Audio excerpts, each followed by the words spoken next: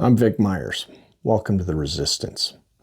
You've seen my videos about how Donald Trump's loyalty to Vladimir Putin is a threat to Ukraine, and by extension to Europe, and by extension to democracies everywhere. And now we have it in writing. Last Friday, the White House published the National Security Strategy of the United States. This is the formal strategic doctrine of the U.S. government, in writing. We don't have time to go through it line by line, so I'm just going to tell you what this strategy is about. Google National Security Strategic Plan if you want to read it. It's about 33 pages. The bottom line is this. There's some pretty bad stuff in there. It runs directly against the sacrifices of World War II. It runs against the entire Cold War. It runs against everything we were taught about American values growing up. Hell, our country lived through an ugly chapter where we held McCarthy hearings to root out communists. And now we have a national security policy that embraces one. It gives Vladimir Putin exactly what he wants. He wants democracy itself to look weak, unreliable, and incapable of defending itself. He wants NATO weakened or broken. He wants Europe divided from America. He wants Ukraine conquered or neutralized as a democracy. He wants Russian imperial control restored. He wants to bring back the Soviet Union. And I'm not being hyperbolic. This is what Vladimir Putin has literally told us in his own words. So the question isn't whether this strategy aligns with Putin's goals, because it does.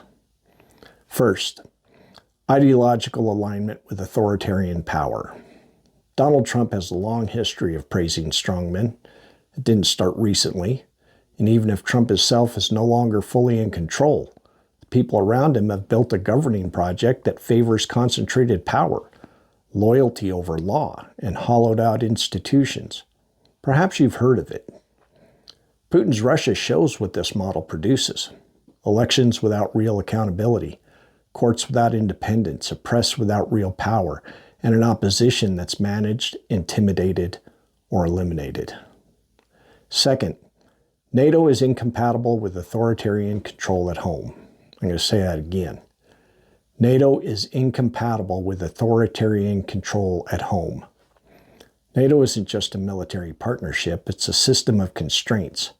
A strong NATO requires cooperation, not lone wolf actors. It binds us to each other. It means if someone attacks one of us, they attack all of us. It reinforces civilian control of the military, and it depends upon democracies that actually work. This plan weakens our commitment to NATO.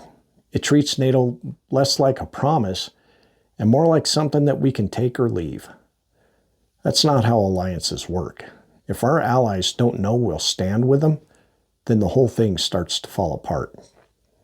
Third, misaligned incentives and transactional governance. This strategy repeatedly treats values like accountability, anti-corruption, and democratic standards as secondary concerns. Instead of anchoring U.S. power in rules and norms, it emphasizes flexibility, bilateral deals, and strategic pragmatism.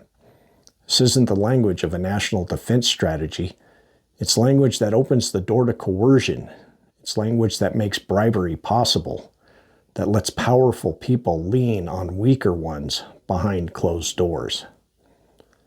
Put it all together, an embrace of authoritarian power, a retreat from alliances, and a strategy that makes coercion normal. That is what is in writing now. And the only question left is whether we're willing to live with it. Thanks for listening. Good day.